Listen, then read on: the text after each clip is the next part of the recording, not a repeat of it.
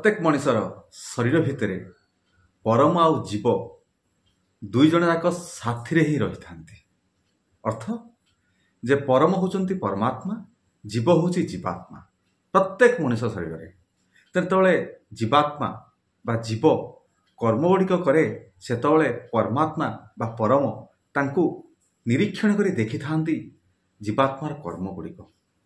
जे भली जीवात्मा तार कर्म करे परमात्मा ताकू से अनुसार ही तार सुफल देई थांती।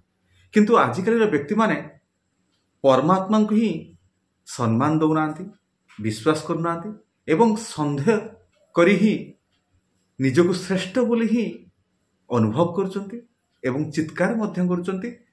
कारण से माने जे कर्म रे वर्तमान लिप्त अछंती ताहा जे परमात्मा निरीक्षण करने द्वारा ही तार फल पाती ताहा से जानी न थांती, कारण से अज्ञान अटंती।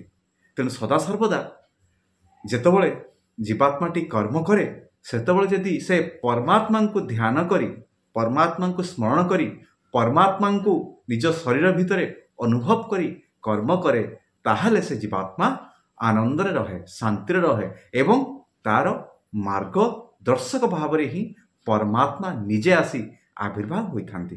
कारण परमात्मा प्रत्येक मनुष्यर शरीर भितर ही थांती। सदा सर्वदा से नीरव द्रष्टा साजी जीवात्मा मानकर कर्म गुड़िक देखि थांती।